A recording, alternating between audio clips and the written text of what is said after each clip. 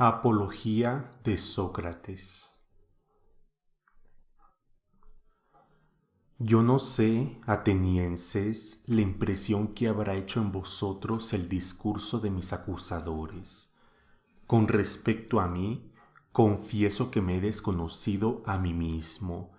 Tan persuasiva ha sido su manera de hablar. Sin embargo, puedo asegurarlo, no han dicho una sola palabra que sea verdad. Pero, de todas sus calumnias, la que más me ha sorprendido es la prevención que os han hecho de que estéis muy en guardia para no ser seducidos por mi elocuencia, porque el no haber temido el mentis vergonzoso que yo les voy a dar en este momento, haciendo ver que no soy elocuente, es el colmo de la impudencia, a menos que no llamen elocuente al que dice la verdad. Si es esto lo que pretenden, confieso que soy un gran orador, pero no lo soy a su manera, porque, repito, no han dicho ni una sola palabra verdadera, y vosotros vais a saber de mi boca la verdad pura, no por Zeus, en una arenga vestida de sentencias brillantes y palabras escogidas, como son los discursos de mis acusadores, sino en un lenguaje sencillo y espontáneo, porque descanso en la confianza de que digo la verdad, y ninguno de vosotros debe esperar otra cosa de mí. ¿No sería propio de mi edad venir, atenienses, ante vosotros, como un joven que hubiese preparado un discurso? Por esta razón, la única gracia, atenienses, que os pido es que cuando veáis que en mi defensa empleé términos y maneras comunes, los mismos de que me he servido cuantas veces he conversado con vosotros en la plaza pública, en las casas de contratación y en los demás sitios en que me habéis visto, no os sorprendáis ni os irritéis contra mí, porque es esta la primera vez en mi vida que comparezco ante un tribunal de justicia, aunque cuento más de 70 años. Por lo tanto, soy extraño al lenguaje que aquí se habla, y así como si fuese yo un extranjero, me disimularíais que os hablase de la manera y en el lenguaje de mi país. En igual forma, exijo de vosotros, y creo justa mi petición, que no hagáis aprecio de mi manera de hablar, buena o mala, y que miréis solamente con toda la atención posible si os digo cosas justas o no, porque en esto consiste toda la virtud del juez, como la del orador, en decir la verdad. Es justo que comience por responder a mis primeros acusadores y por refutar las primeras acusaciones antes de llegar a las últimas que se han suscitado contra mí, porque tengo muchos acusadores cerca de vosotros hace muchos años, los cuales nada han dicho que no sea falso. Temo más a estos que a Nito y a sus cómplices, aunque sean estos últimos muy elocuentes, pero son aquellos mucho más temibles por cuanto, compañeros vuestros en su mayor parte desde la infancia, os han dado de mí muy malas noticias, y os han dicho que hay un cierto Sócrates, hombre sabio que indaga lo que pasa en los cielos y en las entrañas de la tierra, y que sabe convertir en buena una mala causa. Los que han sembrado estos falsos rumores son mis más peligrosos acusadores, porque, prestándoles oídos, llegan los demás a persuadirse de que los hombres que se consagran a tales indagaciones no creen en la existencia de los dioses. Por otra parte, estos acusadores son en gran número y hace mucho tiempo que están metidos en esta trama. Os han prevenido contra mí en una edad que ordinariamente es muy crédula, porque erais niños la mayor parte, o muy jóvenes cuando me acusaban ante vosotros en plena libertad, sin que el acusado los contradijese. Y lo más injusto es que no me es permitido conocer ni nombrar a mis acusadores, a excepción de un cierto autor de comedias. Todos aquellos que, por envidia o por malicia, os han inculcado todas estas falsedades, y los que, persuadidos ellos mismos, han persuadido a otros, quedan ocultos sin que pueda yo llamarlos ante vosotros ni refutarlos. Y por consiguiente, para defenderme, es preciso que yo me bata, como suele decirse, con una sombra, y que ataque y me defienda sin que ningún adversario aparezca. Considerad, atenienses, que yo tengo que habérmelas con dos suertes de acusadores, como os he dicho, los que me están acusando a mucho tiempo y los que ahora me citan ante el tribunal. Y creedme, os lo suplico, es preciso que yo responda por lo pronto a los primeros, porque son los primeros a quienes habéis oído y han producido en vosotros una impresión más profunda. Pues bien, atenienses, es preciso defenderse y arrancar de vuestro espíritu, en tan corto espacio de tiempo, una calumnia envejecida y que ha echado en vosotros profundas raíces. Desearía, con todo mi corazón, que fuese en ventaja vuestra y mía, y que mi apología pudiese servir para mi justificación. Pero yo sé cuán difícil es esto, sin que en este punto pueda hacerme ilusión. Venga lo que los dioses quieran, es preciso obedecer a la ley y defenderse. Remontémonos, pues, al primer origen de la acusación, sobre la que he sido tan desacreditado y que ha dado a Melito confianza para arrastrarme ante el tribunal. ¿Qué decían mis primeros acusadores? Porque es preciso presentar en forma su acusación, como si apareciese escrita y con los juramentos recibidos. Sócrates es un impío. Por una curiosidad criminal, quiere penetrar lo que pasa en los cielos y en la tierra, convierte en buena una mala causa y enseña a los demás sus doctrinas. He aquí la acusación. Ya la habéis visto en la comedia de Aristófanes, en la que se representa a un cierto Sócrates, que dice que se pasea por los aires y otras extravagancias semejantes, que yo ignoro absolutamente. Y esto no lo digo porque desprecie esta clase de conocimientos, si entre vosotros hay alguno entendido en ellos, que Melito no me formule nuevos cargos por esta concesión, sino que es sólo para haceros ver que yo jamás me he mezclado en tales ciencias, pudiendo poner por testigos a la mayor parte de vosotros.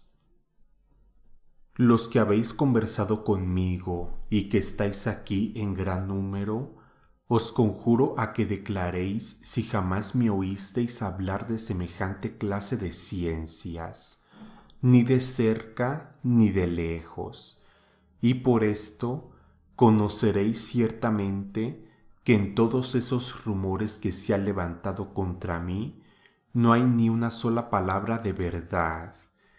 Y si alguna vez habéis oído que yo me dedicaba a la enseñanza y que exigía salario, es también otra falsedad.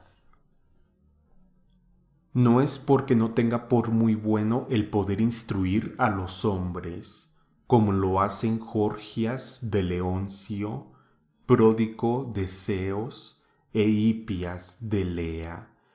Estos grandes personajes tienen el maravilloso talento, a donde quiera que vayan, de persuadir a los jóvenes a que se unan a ellos y abandonen a sus conciudadanos, cuando podrían éstos ser sus maestros sin costarles un óbolo.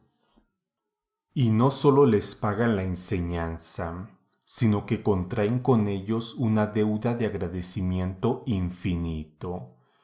He oído decir que vino aquí un hombre de Paros, que es muy hábil, porque, habiéndome hallado uno de estos días en casa de Callias, hijo de Hipónico, hombre que gasta más con los sofistas que todos los ciudadanos juntos, me dieron ganas de decirle, hablando de sus dos hijos: Callias, si tuvieses por hijos 2 potros o 2 terneros, ¿no trataríamos de ponerlos al cuidado de un hombre entendido, a quien pagásemos bien, para hacerlos tan buenos y hermosos cuanto pudieran serlo, y les diera todas las buenas cualidades que deberían tener? Y este hombre entendido, ¿no debería ser un buen picador y un buen labrador? Y puesto que tú tienes por hijos hombres, ¿qué maestro has resuelto darles? ¿Qué hombre conocemos que sea capaz de dar lecciones sobre los deberes del hombre y del ciudadano? Porque no dudo que hayas pensado en esto desde el acto que has tenido hijos. ¿Y conoces alguno? Sí, me respondió Callias. ¿Quién es?, le repliqué. ¿De dónde es y cuánto lleva? Ese veno, Sócrates, me dijo, es de Paros y lleva 5 minas. Para lo sucesivo tendré veno por muy dichoso, si es cierto que tiene este talento y puede comunicarlo a los demás, le contesté. Por lo que a mí toca, atenienses, me llenaría de orgullo y me tendría por afortunado si tuviese esta cualidad, pero desgraciadamente no la tengo. Alguno de vosotros me dirá quizá: pero Sócrates, ¿qué es lo que haces? ¿De dónde nacen estas calumnias que se han propalado contra ti? Porque si te has limitado a hacer lo mismo que hacen los demás ciudadanos, jamás debieron esparcirse tales rumores. Dinos pues el hecho de verdad, para que no formemos un juicio temerario. Esa objeción me parece justa. Voy a explicaros lo que tanto me ha desacreditado y ha hecho mi nombre tan famoso. Escuchadme, pues. Quizá alguno de entre vosotros creerá que yo no hablo seriamente, pero estad persuadidos que no os diré más que la verdad. La reputación que yo haya podido adquirir no tiene otro origen que una cierta sabiduría que existe en mí. ¿Cuál es esta sabiduría? Quizá es una sabiduría puramente humana, y corro el riesgo de no ser en otro concepto sabio, al paso que los hombres de que acabo de hablaros son sabios de una sabiduría mucho más que humana.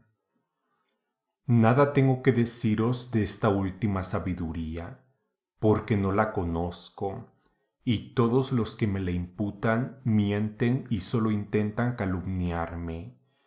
No os incomodéis, atenienses, si al parecer os hablo de mí mismo demasiado ventajosamente. Nada diré que proceda de mí, sino que lo atestiguaré con una autoridad digna de confianza. Por testigo de mi sabiduría, os daré al mismo Dios de Delfos, que os dirá si la tengo y en qué consiste. Todos conocéis a Querefón, mi compañero en la infancia, como lo fue de la mayor parte de vosotros, y que fue desterrado con vosotros y con vosotros volvió. Ya sabéis qué hombre era Querefón, y cuán ardiente era en cuanto emprendía.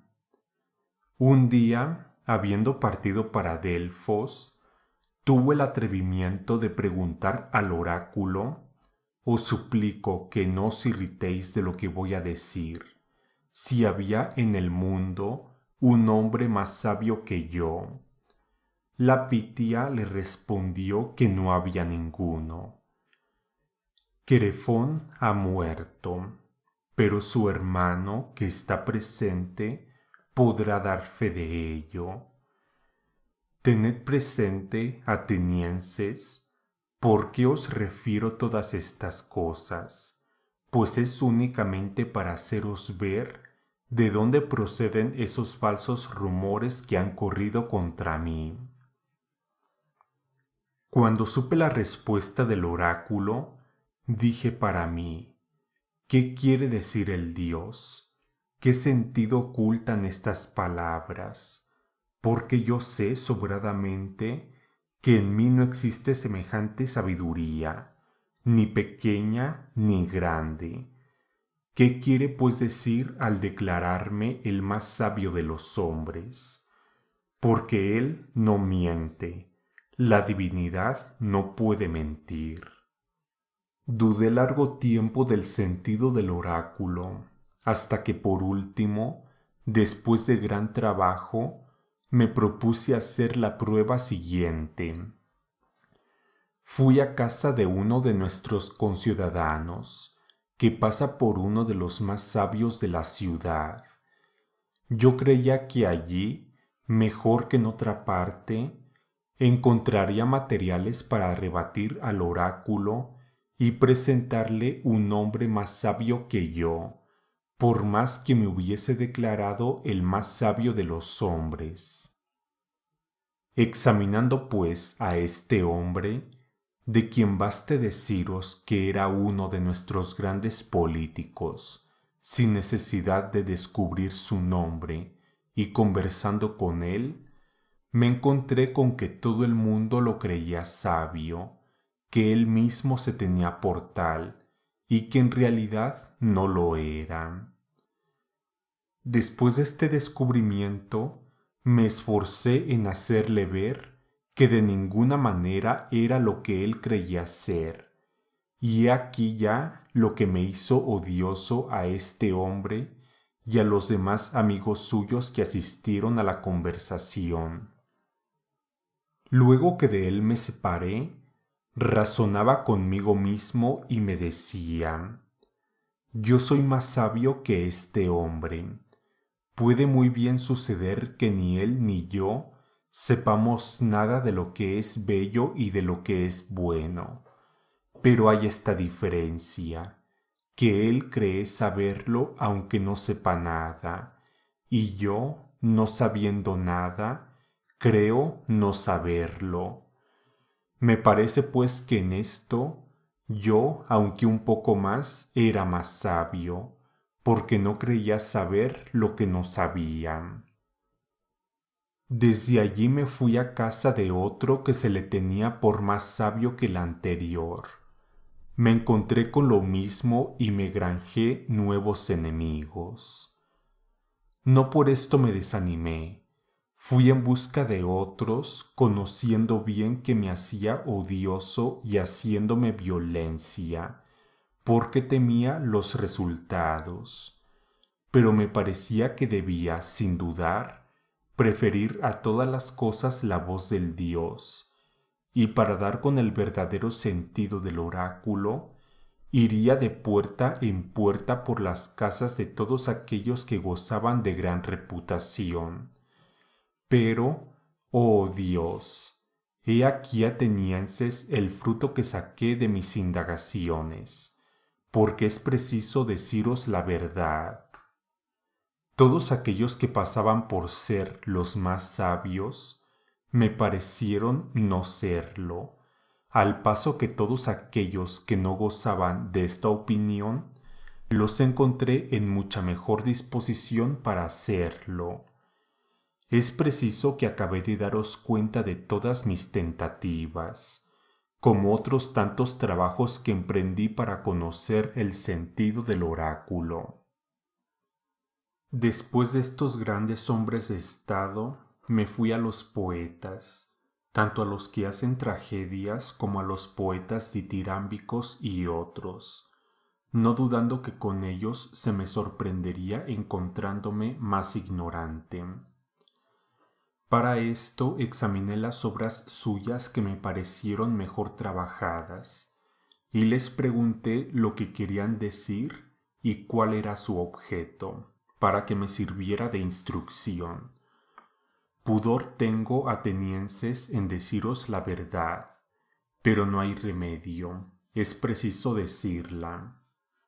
No hubo uno de todos los que estaban presentes, incluso los mismos autores, que supiese hablar ni dar razón de sus poemas. Conocí desde luego que no es la sabiduría la que guía a los poetas, sino ciertos movimientos de la naturaleza, y un entusiasmo semejante a los profetas y adivinos, que todos dicen muy buenas cosas sin comprender nada de lo que dicen. Los poetas me parecieron estar en este caso, y al mismo tiempo me convencí de que a título de poetas se creían los más sabios en todas las materias, si bien nada entendían. Los dejé pues persuadido de que era yo superior a ellos, por la misma razón que lo había sido respecto a los hombres políticos. En fin, fui en busca de los artistas. Estaba bien convencido de que yo nada entendía de su profesión, que los encontraría muy capaces de hacer muy buenas cosas, y en esto no podía engañarme. Sabían cosas que yo ignoraba, y en esto eran ellos más sabios que yo. Pero, atenienses, los más entendidos entre ellos me parecieron incurrir en el mismo defecto que los poetas, porque no hallé uno que a título de ser buen artista no se creyese muy capaz y muy instruido en las más grandes cosas, y esta extravagancia quitaba todo el mérito a su habilidad. Me pregunté pues a mí mismo, como si hablara por el oráculo, si querría ser tal como soy, sin la habilidad de estas gentes e igualmente sin su ignorancia, o bien tener la una y la otra y ser como ellos. Y me respondí a mí mismo y al oráculo que era mejor para mí ser como soy. De esta indagación, atenienses, han nacido contra mí todos estos odios y estas enemistades peligrosas, que han producido todas las calumnias que sabéis y me han hecho adquirir el nombre de sabio, porque todos los que me escuchan creen que yo sé todas las cosas sobre las que descubro la ignorancia de los demás. Me parece, atenienses, que sólo Dios es el verdadero sabio, y que esto ha querido decir por su oráculo, haciendo entender que toda la sabiduría humana no es gran cosa, o por mejor decir, que no es nada. Y si el oráculo ha nombrado a Sócrates, sin duda se ha valido de mi nombre como un ejemplo, y como si dijese a todos los hombres: el más sabio entre vosotros es aquel que reconoce como Sócrates que su sabiduría no es nada.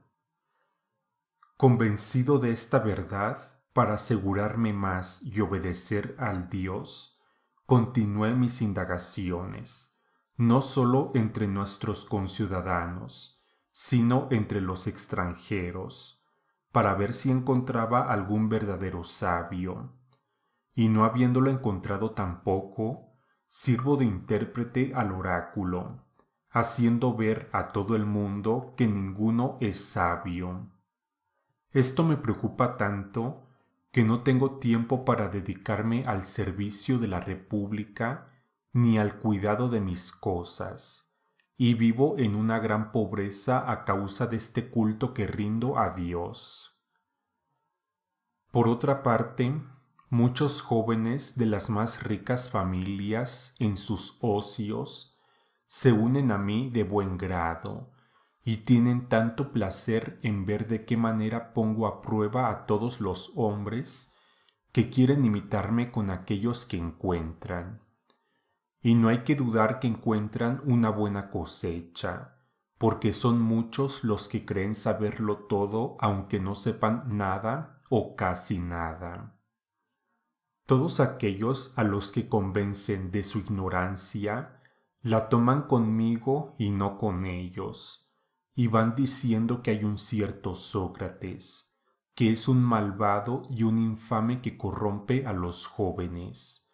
Y cuando se les pregunta qué hace o qué enseña, no tienen que responder, y para disimular su flaqueza, se desatan con esos cargos triviales que ordinariamente se dirigen contra los filósofos, que indaga lo que pasa en los cielos y en las entrañas de la tierra, que no cree en los dioses, que hace buenas las malas causas, y todo porque no se atreven a decir la verdad, que Sócrates los sorprende y descubre que se figuran que saben, cuando en realidad no saben nada. Intrigantes, activos y numerosos, han hablado de mí con plan combinado y con una elocuencia capaz de seducir. Ha largo tiempo que os soplan al oído todas estas calumnias que han forjado contra mí, y hoy han destacado con este objeto a Melito, Anito y Licón. Melito representa a los poetas, Anito a los políticos y artistas, y Licón a los oradores. Esta es la razón por la que, como os dije al principio, tendrían por un gran milagro si en tan poco espacio de tiempo pudiese destruir una calumnia que ha tenido tanto tiempo para echar raíces y fortificarse en vuestro espíritu. He aquí, atenienses, la verdad pura. No os oculto ni disfrazo nada, aun cuando no ignoro que cuanto digo no hace más que envenenar la llaga, y esto prueba que digo la verdad y que tal es el origen de estas calumnias. Cuantas veces queráis tomar el trabajo de profundizarlas, sea ahora o sea más adelante, os convenceréis plenamente de que es este el origen. Aquí tenéis una apología que considero suficiente contra mis primeras acusaciones. Pasemos ahora a las últimas y tratemos de responder a Melito, a este hombre de bien, tan llevado si hemos de creerle por el amor a la patria. Repitamos esta última acusación como hemos enunciado la primera. Hela aquí poco más o menos. Sócrates es culpable, porque corrompe a los jóvenes, porque no cree en los dioses del Estado, y porque, en lugar de estos, pone divinidades nuevas bajo el nombre de demonios. He aquí la acusación. La examinaremos punto por punto. Dice que soy culpable porque corrompo la juventud, y yo, atenienses, digo que el culpable es Melito, en cuanto, burlándose de las cosas serias, tiene la particular complacencia de arrastrar a otros ante el tribunal, queriendo figurar que se desvela mucho por cosas por las que jamás ha hecho ni el más pequeño sacrificio, y voy a probároslo. Ven acá, Melito, dime, ¿ha habido nada que te haya preocupado más que el hacer a los jóvenes lo más virtuosos posible? Nada, indudablemente. Pues bien, di a los jueces cuál será el hombre que mejorará la condición de los jóvenes, porque no puede dudarse que tú lo sabes, puesto que tanto te preocupa esta idea. En efecto, puesto que has encontrado al que los corrompe y hasta lo has denunciado ante los jueces, es preciso que digas quién los hará mejores. Habla, veamos quién es.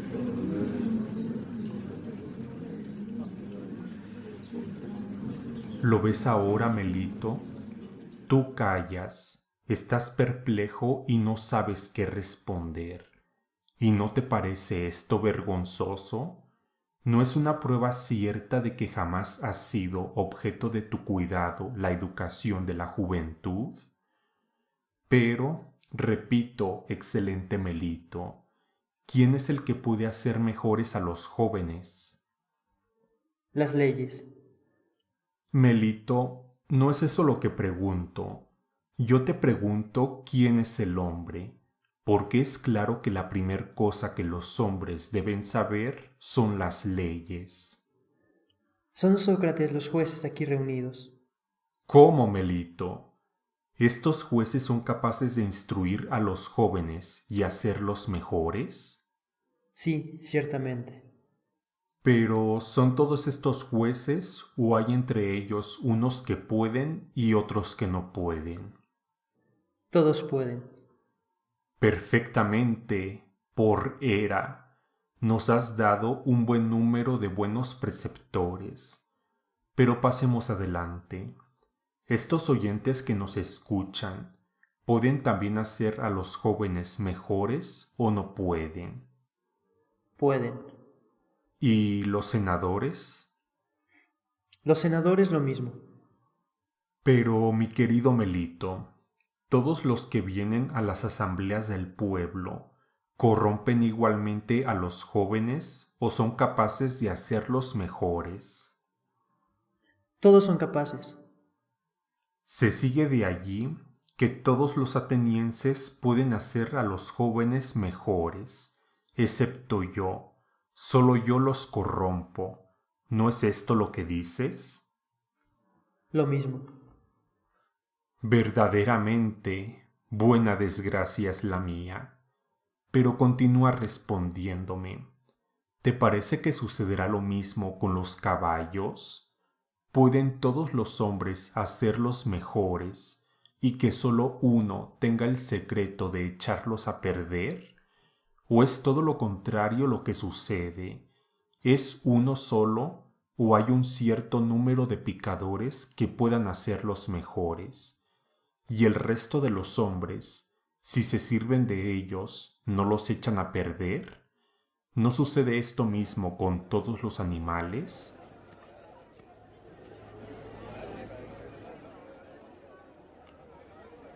Sí, sin duda. Ya convengáis en ello, Anito y tú, o no convengáis, porque sería una gran fortuna y gran ventaja para la juventud que sólo hubiese un hombre capaz de corromperla y que todos los demás la pusiesen en buen camino. Pero tú has probado suficiente, Melito, que la educación de la juventud no es cosa que te haya quitado el sueño, y tus discursos acreditan claramente que jamás te has ocupado en lo mismo que motiva tu acusación contra mí. Por otra parte, te suplico, por Zeus, Melito, me respondas a esto. ¿Qué es mejor, habitar con hombres de bien o habitar con pícaros?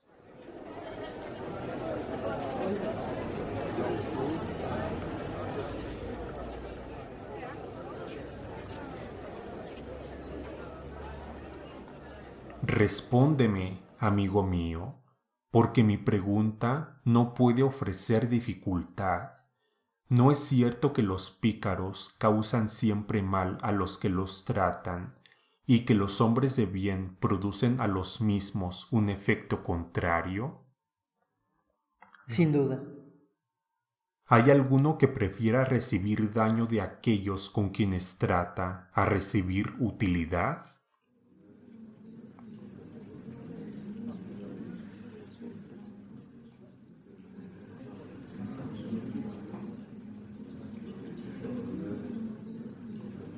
Respóndeme, porque la ley manda que me respondas. ¿Hay alguno que quiera más recibir mal que bien? No, no hay nadie. Pero veamos, cuando me acusas de corromper a la juventud y de hacerla más mala, ¿sostienes que lo hago con conocimiento o sin quererlo? Con conocimiento. Tú eres joven y yo anciano.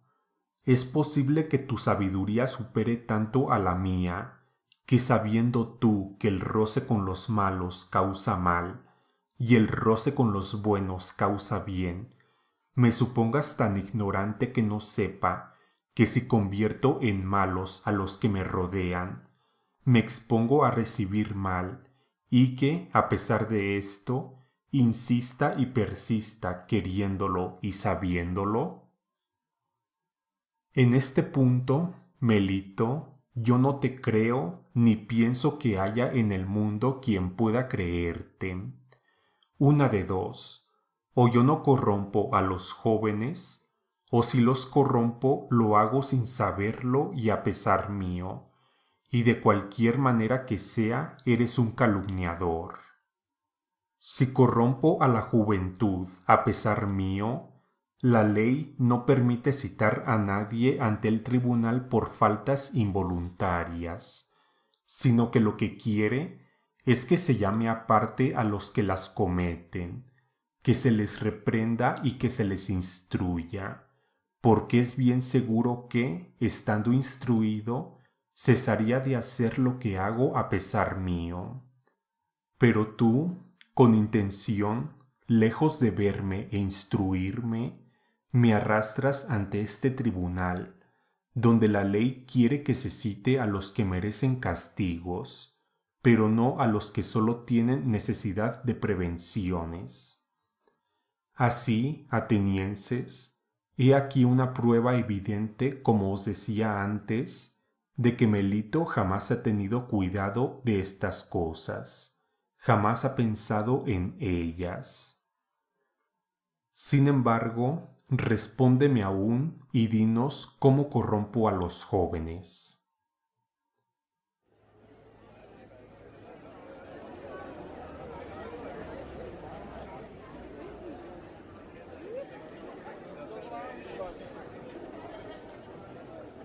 Es, según tu denuncia, enseñándoles a no reconocer los dioses que reconoce la patria, y enseñándoles además a rendir culto bajo el nombre de demonios a otras divinidades. ¿No es cierto lo que dices? Sí, eso mismo. Melito, en nombre de esos mismos dioses de que ahora se trata, explícate de una manera un poco más clara, por mí y por estos jueces, porque no acabo de comprender si me acusas de enseñar que hay muchos dioses, y en este caso, si creo que hay dioses, no soy ateo y falta la materia para que sea yo culpable, o si estos dioses no son del Estado. ¿Es esto de lo que me acusas? ¿O bien me acusas de que no admito ningún Dios y que enseño a los demás a que no reconozca ninguno? Te acuso de no reconocer a ningún dios. Oh, maravilloso Melito. ¿Por qué dices eso? ¿Qué? Yo no creo como los demás hombres que el sol y la luna son dioses. No, por Zeus, atenienses, no lo cree, porque dice que el sol es una piedra y la luna una tierra. Pero tú acusas a Anaxágoras, mi querido Melito.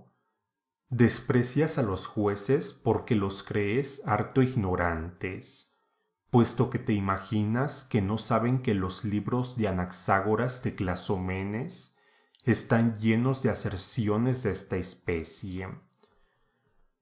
Por lo demás, ¿Qué necesidad tendrían los jóvenes de aprender de mí cosas que podrían ir a oír todos los días a la orquesta por un dracma a lo más? Magnífica ocasión se les presentaba para burlarse de Sócrates.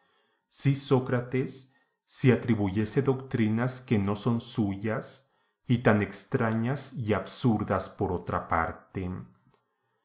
Pero dime, en nombre de Zeus, ¿pretendes que yo no reconozco ningún dios?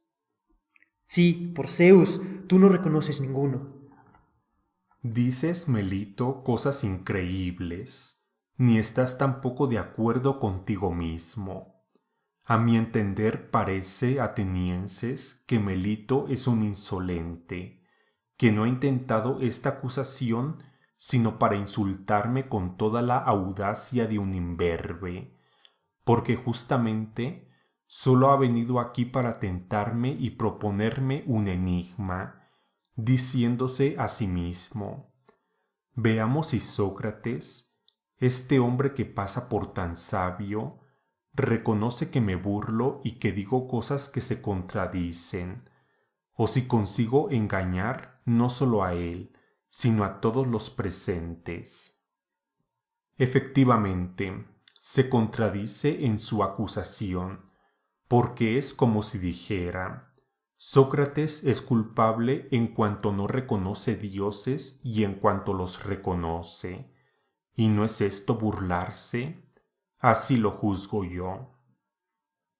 Seguidme pues, atenienses, os lo suplico, y como os dije al principio, no os irritéis contra mí si os hablo a mi manera ordinaria.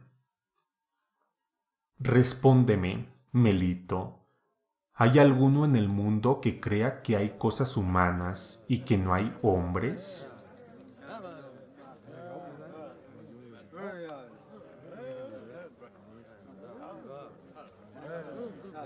Jueces, mandad que me responda y que no haga tanto ruido.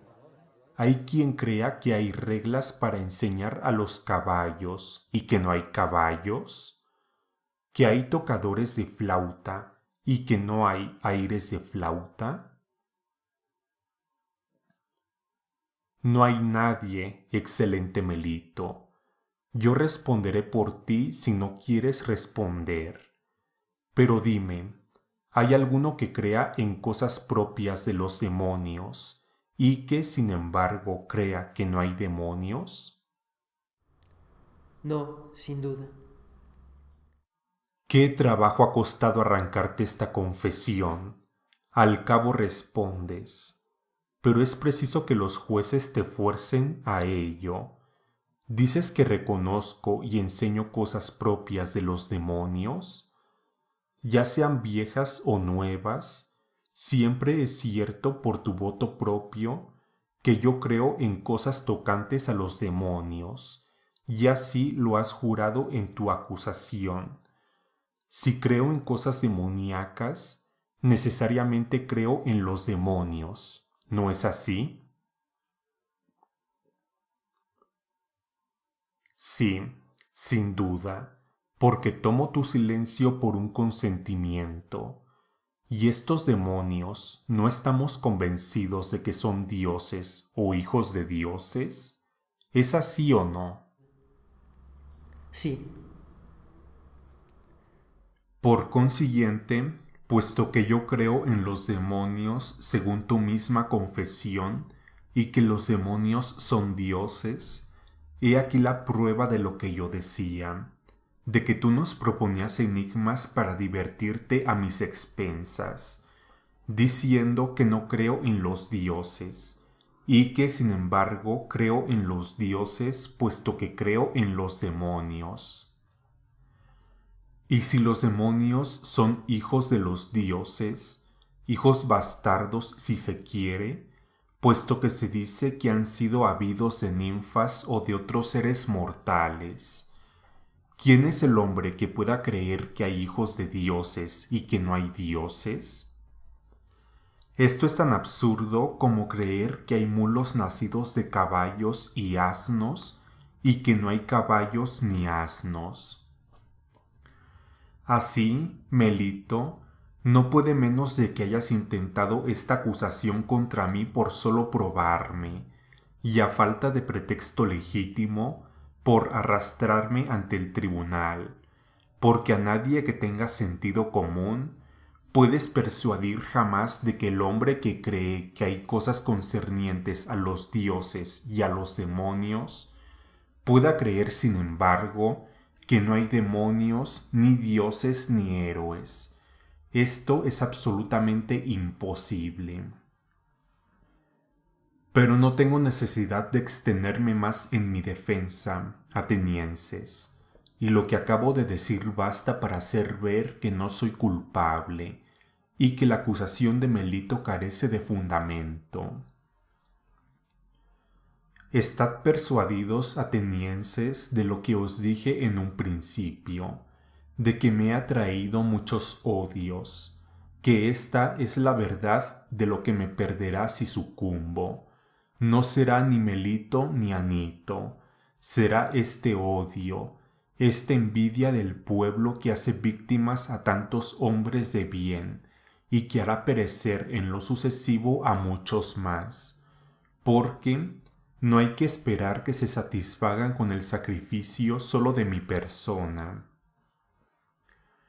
Quizá me dirá alguno, ¿no tienes remordimiento, Sócrates, en haberte consagrado a un estudio que te pone en este momento en peligro de muerte? A este hombre le daré una respuesta muy decisiva, y le diré que se engaña mucho al creer que un hombre de valor tome en cuenta los peligros de la vida o de la muerte. Lo único que debe mirar en todos sus procederes es ver si lo que hace es justo o injusto, si es acción de un hombre de bien o de un malvado. De otra manera, se seguiría que los semidioses que murieron en el sitio de Troya debieron ser los más insensatos, y particularmente el hijo de Tetis, que, para evitar su deshonra, despreció el peligro hasta el punto que, impaciente por matar a Héctor y requerido por la diosa, su madre, que le dijo, si mal no recuerdo: Hijo mío, si vengas la muerte de Patroclo, tu amigo, matando a Héctor, tú morirás, porque la muerte te aguarda así que Héctor perezca. Él, después de esta amenaza, despreciando el peligro y la muerte, y temiendo más vivir como un cobarde sin vengar a sus amigos, dijo: Muero yo en el acto. Grito con tal que castigue al asesino de Patroclo y no quede yo deshonrado. Permanezco en las naves cual inútil peso de la tierra. ¿Os parece que se inquietaba el hijo de Tetis del peligro de la muerte? Es una verdad constante, atenienses, que todo hombre que ha escogido un puesto que ha creído honroso o que ha sido colocado en él por sus superiores, debe mantenerse firme y no debe temer ni la muerte ni lo que haya de más terrible, anteponiendo a todo el honor.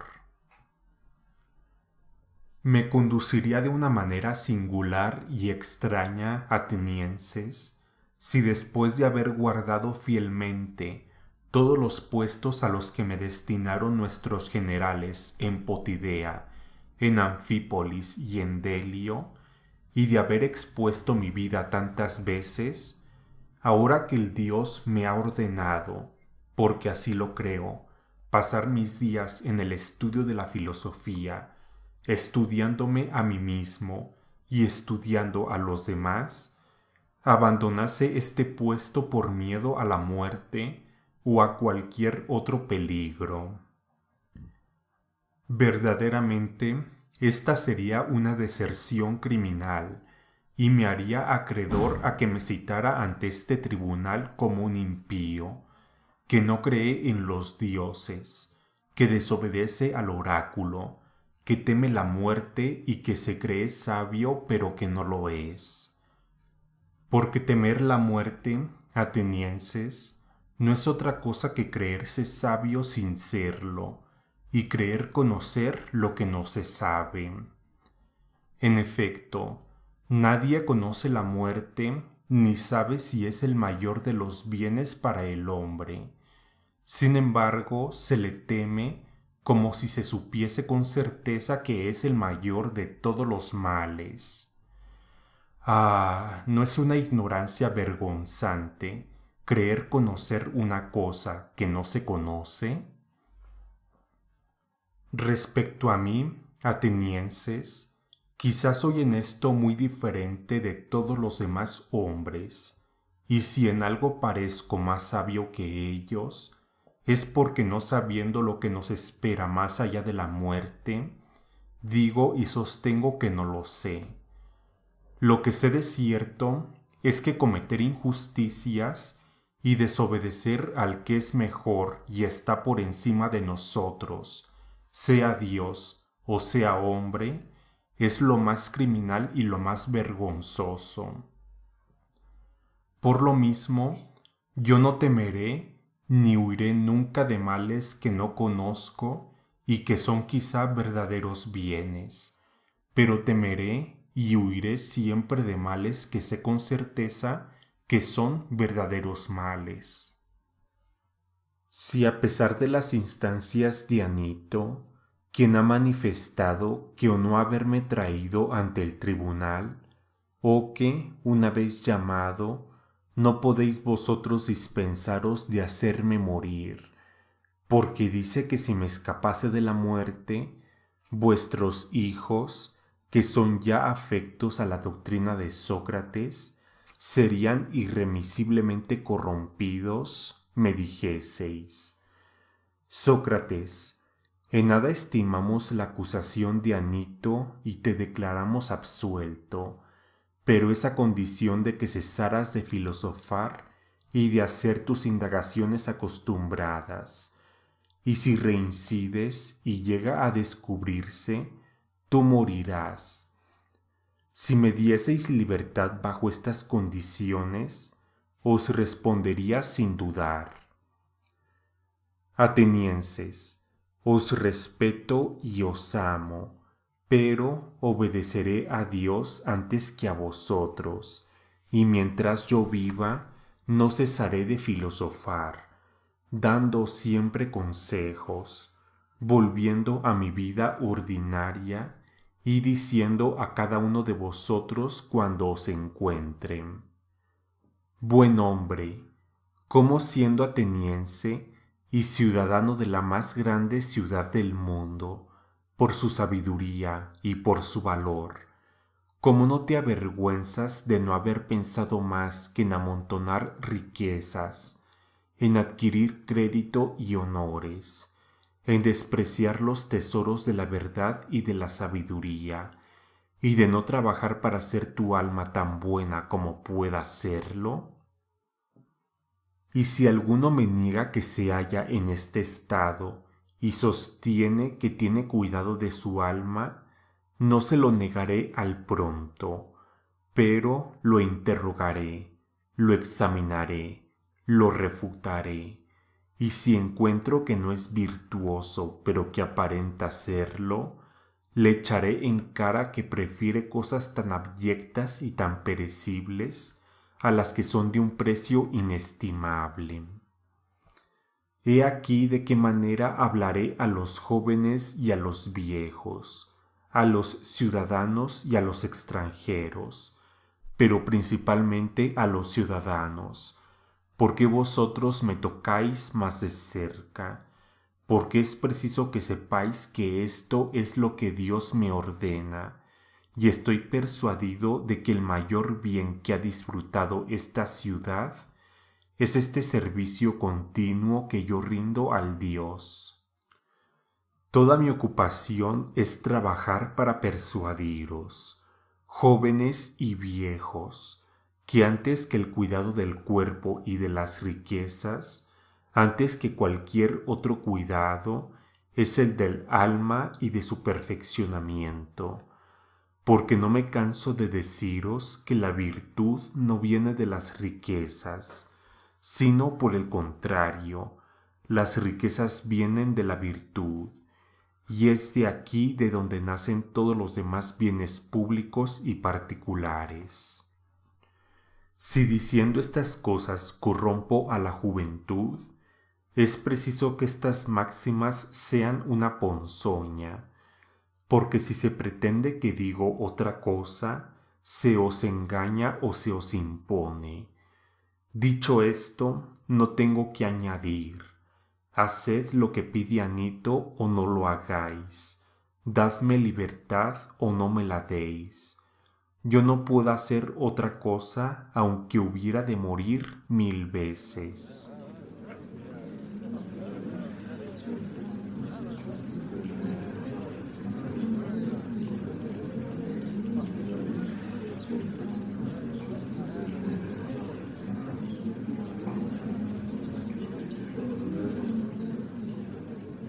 Pero no murmuréis, atenienses, y concededme la gracia que os pedí al principio, que me escuchéis con calma, calma que creo que no os será infructuosa, porque tengo que deciros otras muchas cosas que quizá os harán murmurar, pero no os dejéis llevar de vuestra pasión. Estad persuadidos de que si me hacéis morir, en el supuesto de lo que acabo de declarar, el mal no será sólo para mí. En efecto, ni Anito ni Melito pueden causarme mal alguno, porque el mal no puede nada contra el hombre de bien. Me harán quizá condenar a muerte, o a destierro, o a la pérdida de mis bienes y de mis derechos de ciudadano, males espantosos a los ojos de Melito y de sus amigos, pero yo no soy de su dictamen. A mi juicio, el más grande de todos los males es hacer lo que Anito hace en este momento, que es trabajar para hacer morir a un inocente. En este momento, atenienses, no es en manera alguna por amor a mi persona por lo que yo me defiendo, y sería un error el creerlo así, sino que es por amor a vosotros, porque condenarme sería ofender al Dios y desconocer el presente que os ha hecho. Muerto yo, atenienses, no encontraréis fácilmente otro ciudadano que el Dios conceda a esta ciudad. La comparación os parecerá quizá ridícula, como a un corcel noble y generoso, pero entorpecido por su misma grandeza y que tiene necesidad de espuela que lo excite y despierte. Se me figura que soy yo el que Dios ha escogido para excitaros, para punzaros, para predicaros todos los días sin abandonaros un solo instante.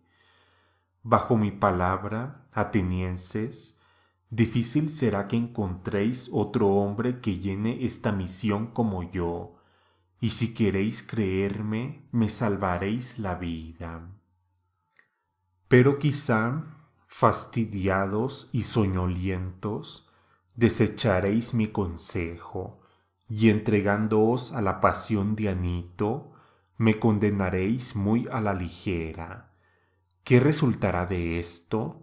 Que pasaréis el resto de vuestra vida en un adormecimiento profundo, a menos que el Dios tenga compasión de vosotros y os envíe otro hombre que se parezca a mí. Que ha sido Dios el que me ha encomendado esta misión para con vosotros, es fácil inferirlo por lo que os voy a decir. Hay un no sé qué de sobrehumano en el hecho de haber abandonado yo durante tantos años mis propios negocios por consagrarme a los vuestros, dirigiéndome a cada uno de vosotros en particular, como un padre o un hermano mayor puede hacerlo, y exhortándoos sin cesar a que practiquéis la virtud. Si yo hubiera sacado alguna recompensa de mis exhortaciones, tendríais algo que decir, pero veis claramente que aún mis acusadores, que me han calumniado con tanta impudencia, no han tenido el valor para echármelo en cara, y menos para probar con testigos que yo haya exigido jamás ni pedido el menor salario. Y en prueba de la verdad de mis palabras, os presento un testigo irrecusable, mi pobreza. Quizá parecerá absurdo que me haya entrometido a dar a cada uno en particular lecciones y que jamás me haya atrevido a presentarme en vuestras asambleas para dar mis consejos a la patria.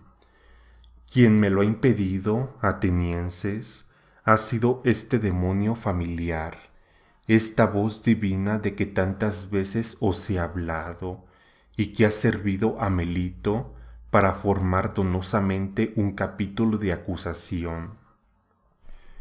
Este demonio se ha pegado a mí desde mi infancia.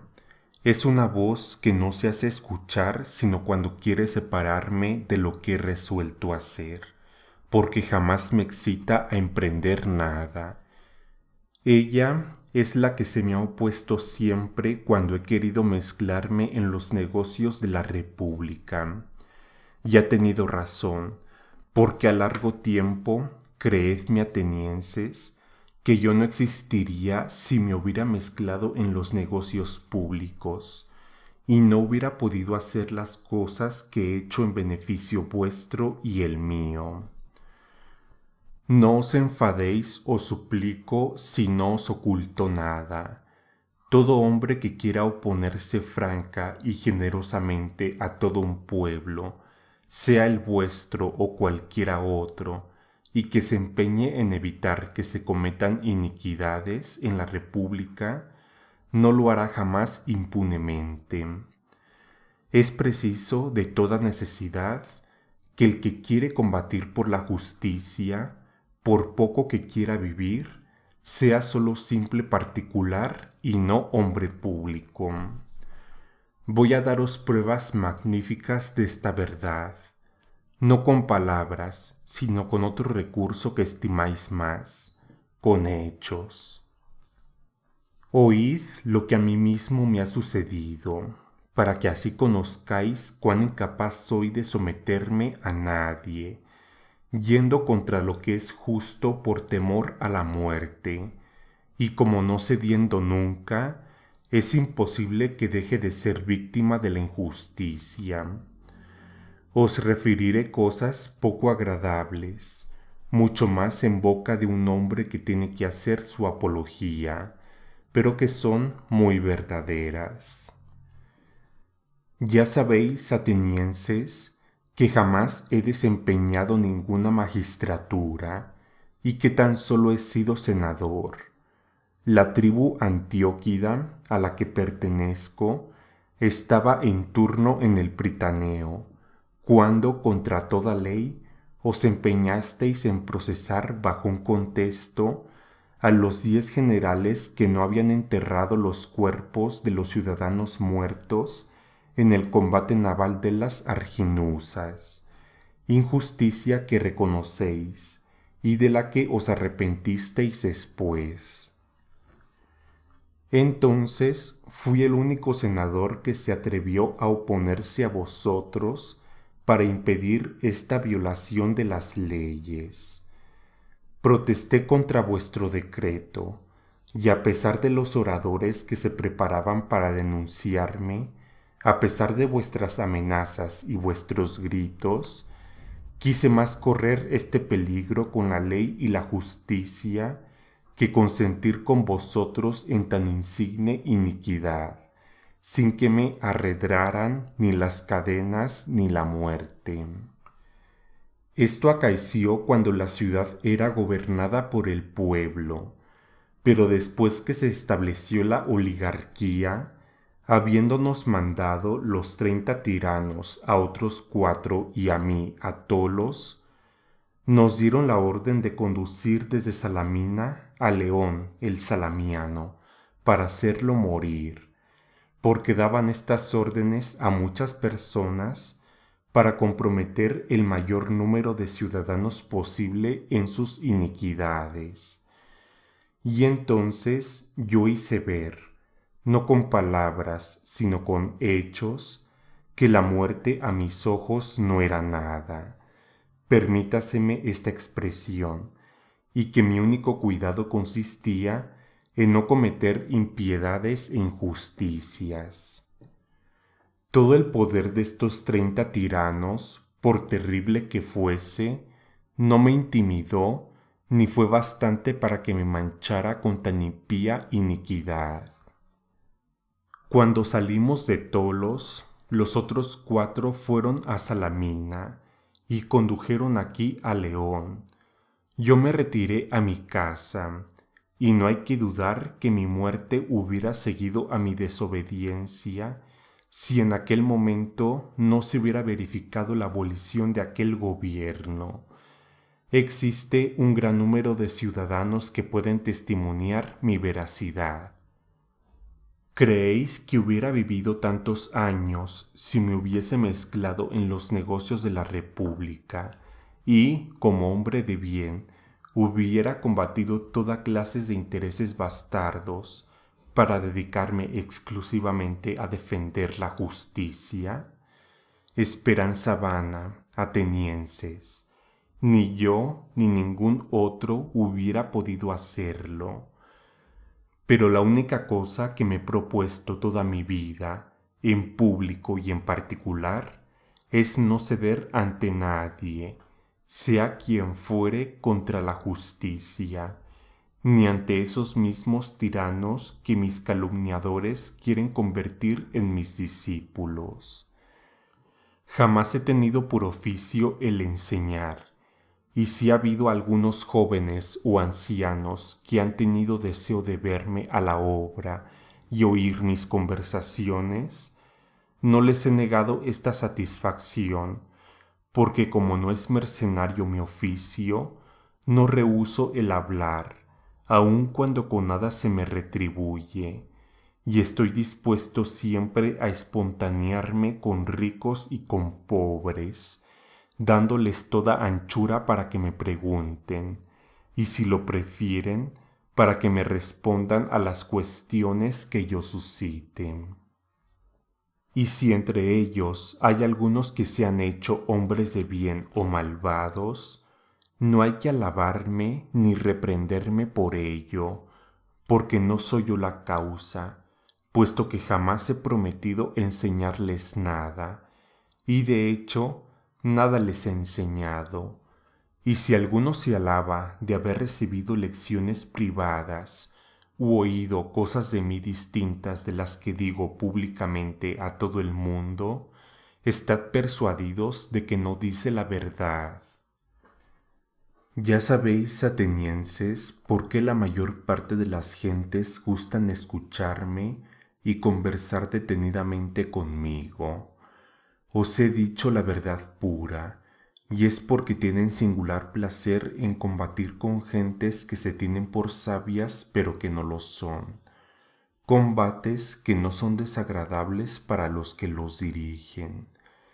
Como os dije antes, es el Dios mismo el que me ha dado esta orden por medio de oráculos, por sueños y por todos los demás medios de que la divinidad puede valerse para hacer saber a los hombres su voluntad.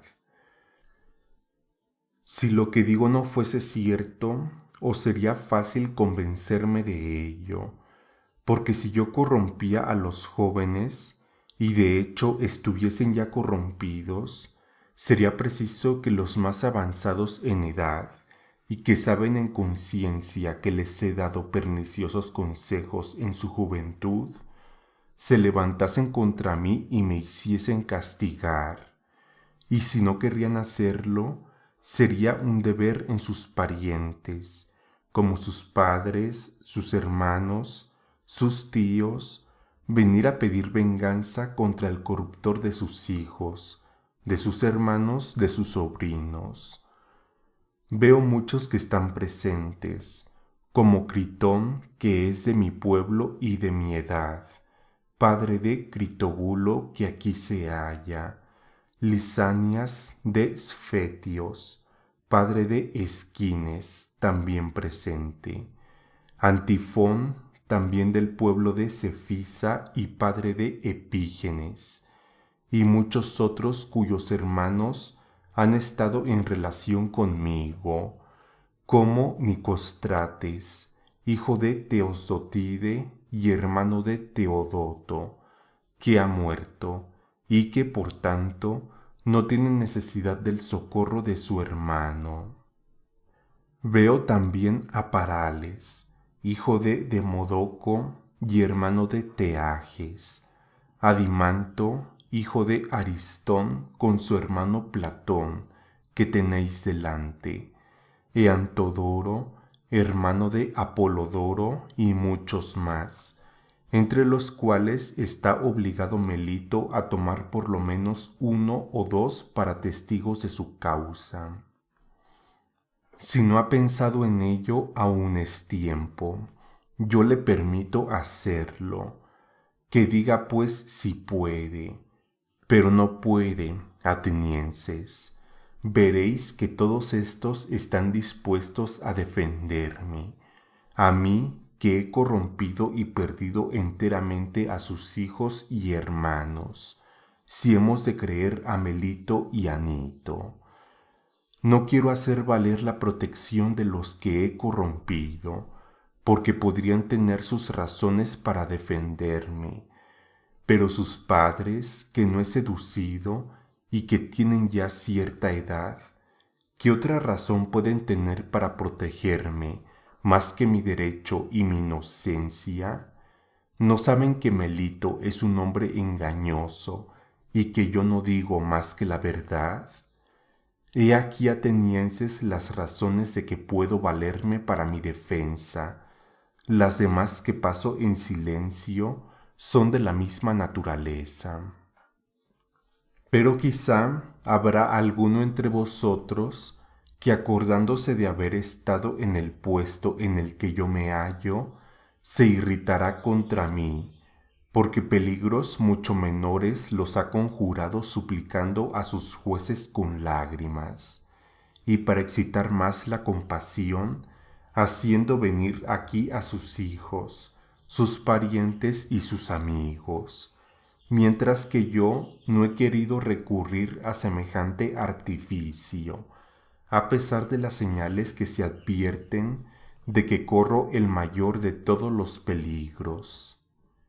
Quizá presentándose a su espíritu esta diferencia, los agriará contra mí, y dando en tal situación su voto, lo darán con indignación.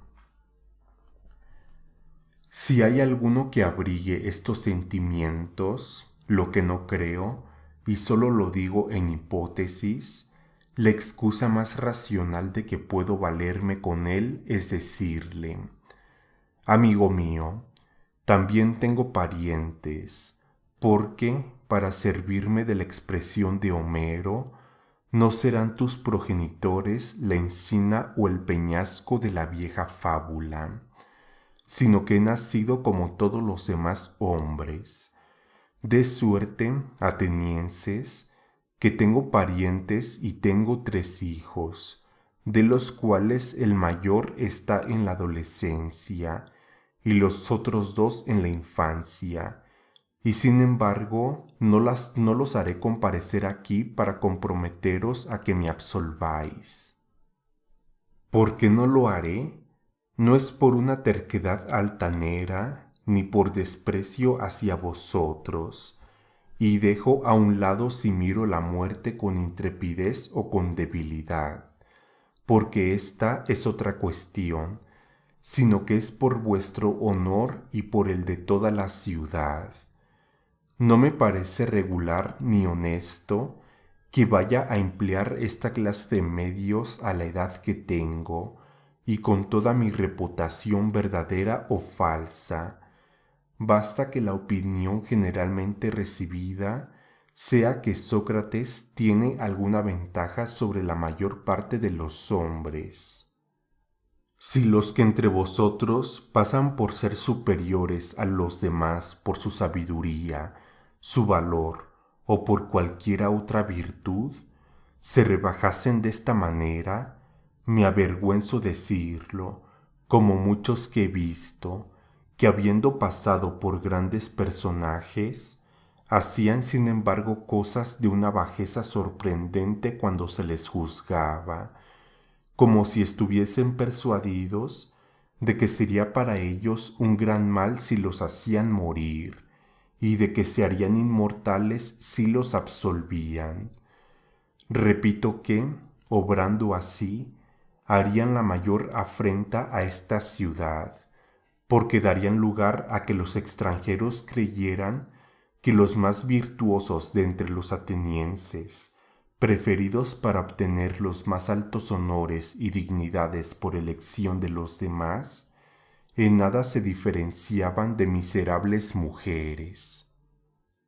Y esto no debéis hacerlo, atenienses, vosotros que habéis alcanzado tanta nombradía, y si quisiéramos hacerlo, estáis obligados a impedirlo y declarar que condenaréis más pronto a aquel que recurra a este tipo de escenas trágicas para mover a compasión, poniendo en ridículo vuestra ciudad, que aquel que espere tranquilamente la sentencia que pronunciéis.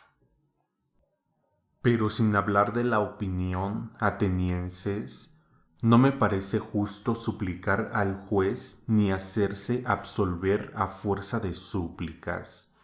Es preciso persuadirlo y convencerlo, porque el juez no está sentado en su sitio para complacer violando la ley, sino para hacer justicia obedeciéndola.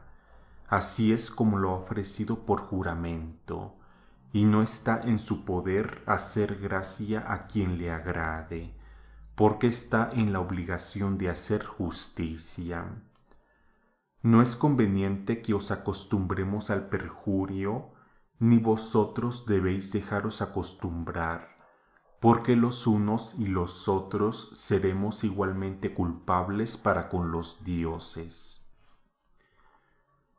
No esperéis de mí, atenienses, que yo recurra para con vosotros a cosas que no tengo por buenas, ni justas, ni piadosas, y menos que lo haga en una ocasión en que me veo acusado de impiedad por Melito. Porque si os ablandase con mis súplicas, y os forzase a violar vuestro juramento, sería evidente que os enseñaría a no creer en los dioses, y queriendo justificarme, probaría contra mí mismo que no creo en ellos. Pero es una fortuna, atenienses, que esté yo en esta creencia. Estoy más persuadido de la existencia de Dios que ninguno de mis acusadores, y es tan grande la persuasión que me entrego a vosotros y al Dios de Delfos, a fin de que me juzguéis como creáis mejor, para vosotros y para mí.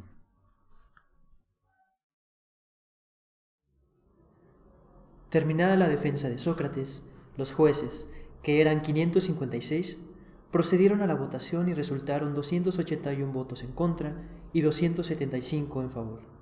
Sócrates, condenado por una mayoría de 6 votos, tomó la palabra y dijo: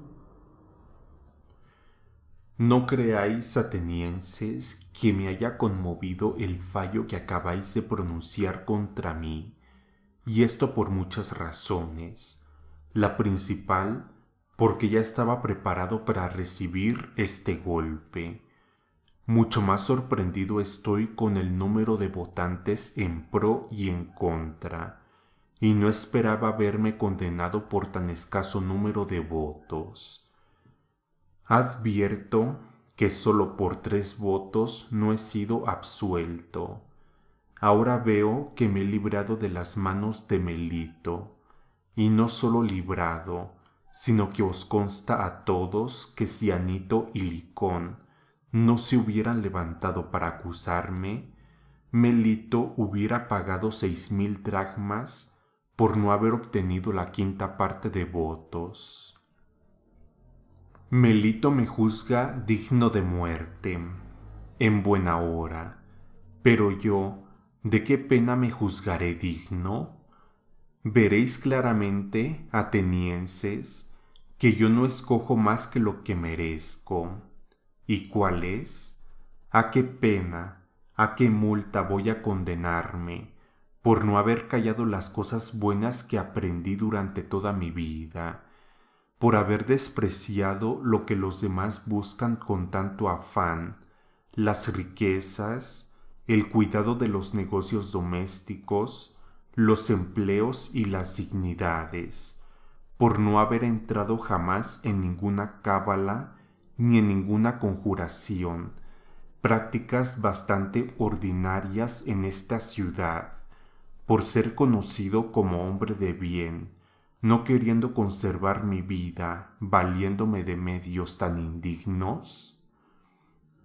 Por otra parte, sabéis que jamás he querido tomar ninguna profesión en la que pudiera trabajar al mismo tiempo en provecho vuestro y el mío, y que mi único objeto ha sido procuraros a cada uno de vosotros en particular el mayor de todos los bienes, persuadiéndoos a que no atendáis a las cosas que os pertenecen antes que al cuidado de vosotros mismos, para seros más sabios y más perfectos.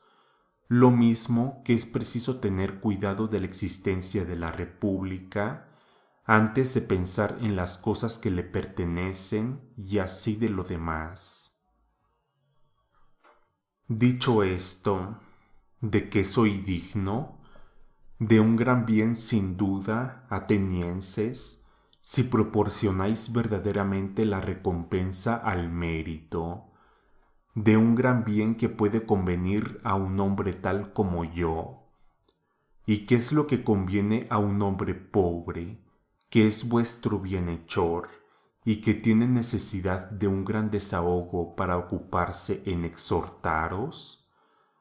Nada le conviene tanto, atenienses, como el ser alimentado en el Pritaneo, y esto le es más debido que a los que entre vosotros han ganado el premio en las carreras de caballos y carros en los Juegos Olímpicos, porque éstos, con sus victorias, hacen que aparezcamos felices, y yo os hago, no en la apariencia, sino en la realidad.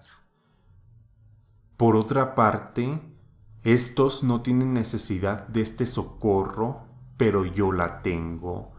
Si en justicia es preciso adjudicarme una recompensa digna de mí, esta es la que merezco, el ser alimentado en el Pritaneo. Al hablaros así, atenienses, quizá me acusaréis de que lo hago con la terquedad y arrogancia con que deseché antes los lamentos y las súplicas, pero no hay nada de eso. El motivo que tengo es, atenienses, que abrigo la convicción de no haber hecho jamás el menor daño a nadie, queriéndolo y sabiéndolo. No puedo hoy persuadiros de ello porque el tiempo que me queda es muy corto.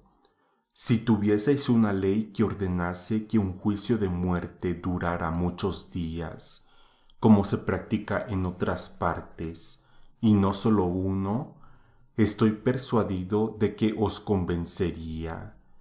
Pero ¿qué medio hay para destruir tantas calumnias en tan corto espacio de tiempo?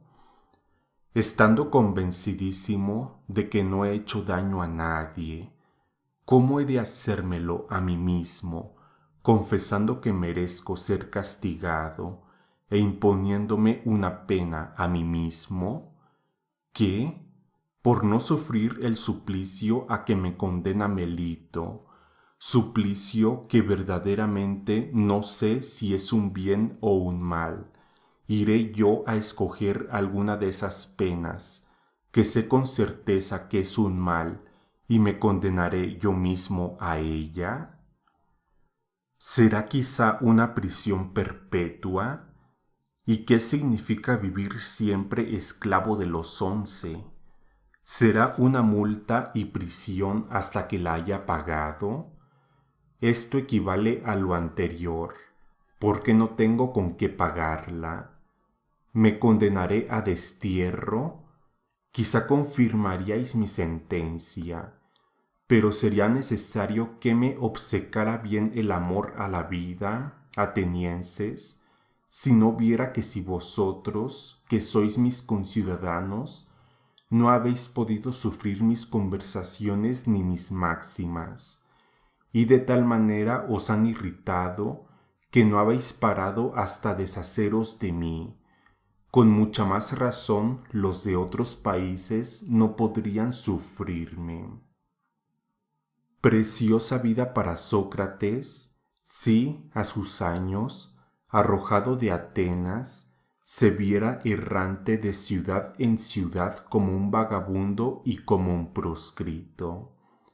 Sé bien que, a donde quiera que vaya, los jóvenes me escucharán como me escuchan en Atenas, pero si los rechazo, harán que sus padres me destierren, y si no los rechazo, sus padres y parientes me arrojarán por causa de ellos. Pero quizá me dirá alguno, ¿qué, Sócrates? Si marchas desterrado, ¿no podrás mantenerte en reposo y guardar silencio? Ya veo que este punto es de los más difíciles para hacerlo comprender a alguno de vosotros, porque si os digo que callar en el destierro sería desobedecer al Dios, y que por esta razón me es imposible guardar silencio, no me creeríais y miraríais esto como una ironía. Y si por otra parte os dijese que el mayor bien del hombre es hablar de la virtud todos los días de su vida y conversar sobre todas las demás cosas que han sido objeto de mis discursos, ya sea examinándome a mí mismo, ya sea examinando a los demás, porque una vida sin examen no es vida, aún me creeríais menos. Así es la verdad, atenienses, por más que se os resista creerla. En fin, no estoy acostumbrado a juzgarme acreedor a ninguna pena. Verdaderamente, si fuese rico, me condenaría a una multa tal que pudiera pagarla, porque esto no me causaría ningún perjuicio. Pero no puedo, porque nada tengo, a menos que no queráis que la multa sea proporcionada a mi indigencia. Y en este concepto podría extenderme hasta una mina de plata, y a esto es a lo que me condeno. Pero Platón, que está presente, Critón, Critóbulo y Apolodoro, quieren que me extienda hasta 30 minas de que ellos responden. Me condeno pues a 30 minas, y he aquí mis fiadores, que ciertamente son de mucho abono. Habiéndose Sócrates condenado a sí mismo a la multa por obedecer a la ley, los jueces deliberaron y lo condenaron a muerte. Entonces Sócrates tomó la palabra y dijo: En verdad, atenienses, por demasiada impaciencia y precipitación, vais a cargar con un baldón y dar lugar a que vuestros envidiosos enemigos acusen a la República de haber hecho morir a Sócrates, a este hombre sabio, porque, para agravar vuestra vergonzosa situación, ellos me llamarán sabio aunque no lo sea. En lugar de que, si hubieseis tenido un tanto de paciencia, mi muerte venía de suyo y hubieseis conseguido vuestro objetivo, porque ya veis que, en la edad que tengo, estoy bien cerca de la muerte. No digo esto por todos los jueces, sino tan solo por los que me han condenado a muerte, y es a ellos a quienes me dirijo. ¿Creéis que hubiera sido condenado si no hubiera reparado en los medios para defenderme? ¿Creéis que me hubieran faltado palabras insinuantes y persuasivas? No son las palabras atenienses las que me han faltado, es la impudencia de no haberos dicho cosas que os hubiera gustado mucho de escuchar. Hubiera sido para vosotros una gran satisfacción el haberme visto lamentar, suspirar, llorar, suplicar y cometer todas las demás bajezas que estáis viendo todos los días en los acusados. Pero, en medio del peligro, no he creído que debía rebajarme a un hecho tan cobarde y tan vergonzoso. Y después de vuestra sentencia, no me arrepiento de no haber cometido esta indignidad, porque quiero más morir después de haberme defendido como lo he hecho, que vivir por haberme arrastrado ante vosotros. Ni en los tribunales de justicia, ni en medio de la guerra, debe el hombre honrado salvar su vida por medios tan indignos. Sucede muchas veces en los combates que se puede salvar la vida muy fácilmente arrojando las armas y pidiendo cuartel al enemigo, y lo mismo sucede en todos los demás peligros.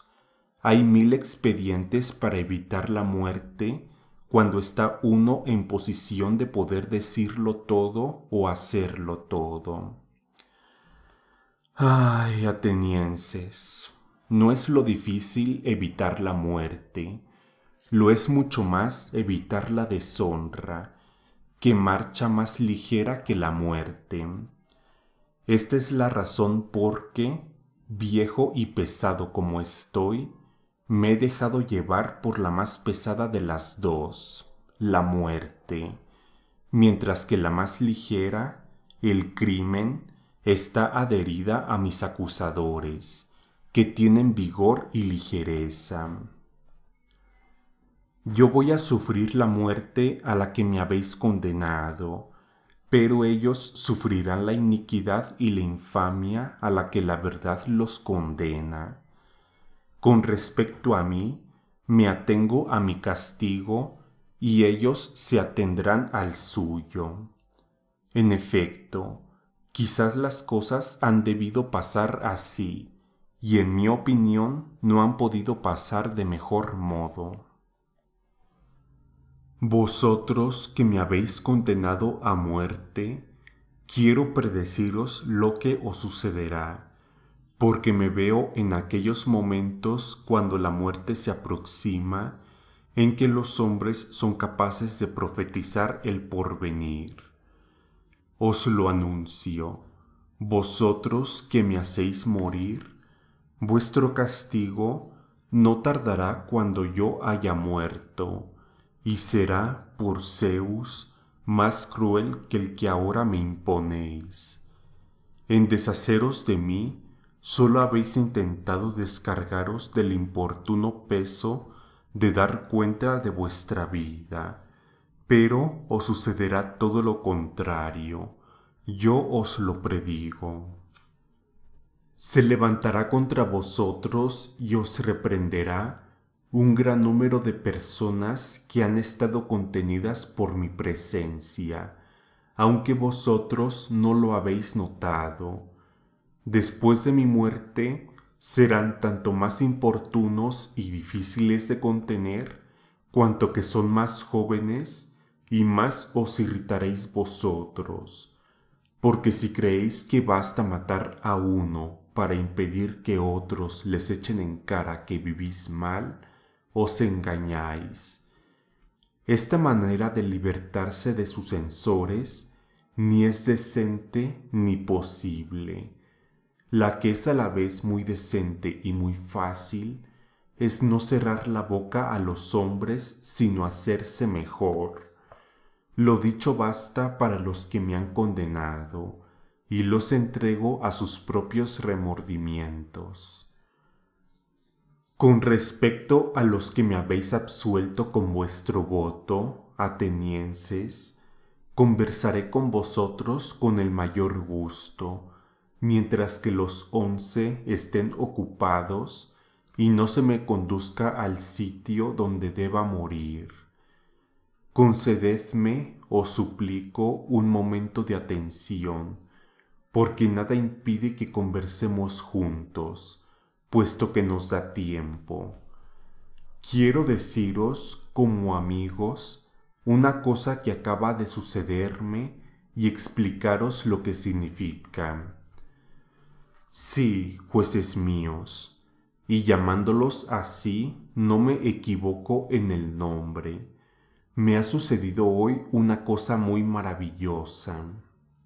La voz divina de mi demonio familiar, que me hacía advertencias tantas veces y que en las menores ocasiones no dejaba jamás de separarme de todo lo malo que iba a emprender, hoy que me sucede lo que veis y que la mayor parte de los hombres tienen por el mayor de todos los males, esta voz no me ha dicho nada, ni esta mañana cuando salí de casa, ni cuando he venido al tribunal, ni tampoco cuando he comenzado a hablaros.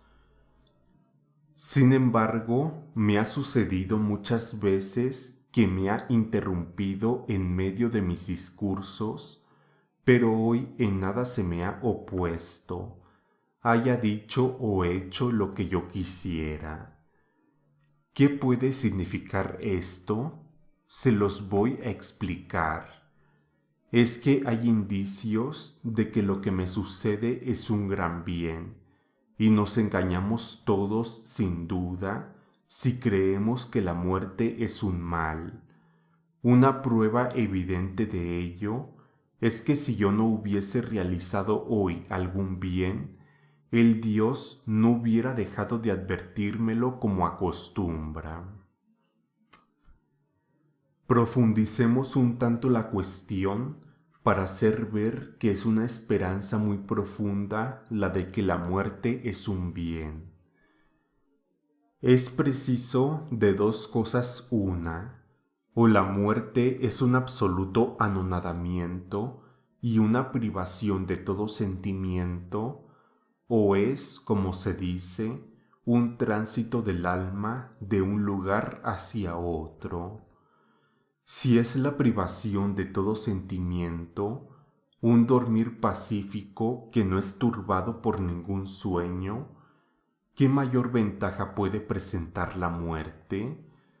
Porque si alguno, después de haber pasado una noche muy tranquila, sin ninguna inquietud, sin ninguna turbación, sin el menor sueño, la comparase con todos los demás días y con todas las demás noches de su vida, y se le obligase a decir en conciencia cuántos días y noches había pasado que fuesen más felices que aquella noche, estoy persuadido de que no sólo un simple particular, sino incluso el mismo gran rey encontraría bien pocos y le sería muy fácil contarlos.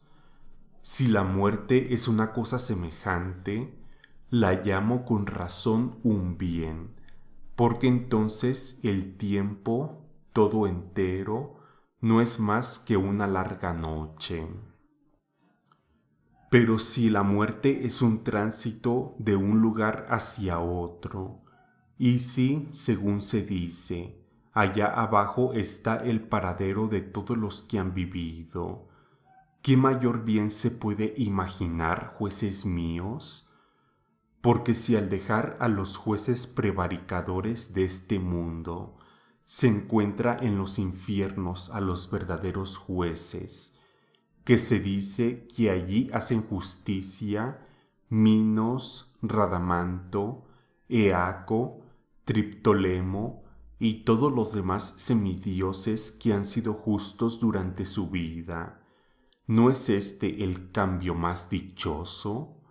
¿A qué precio no compraríais la felicidad de conversar con Orfeo, Museo, Hésiodo y Homero?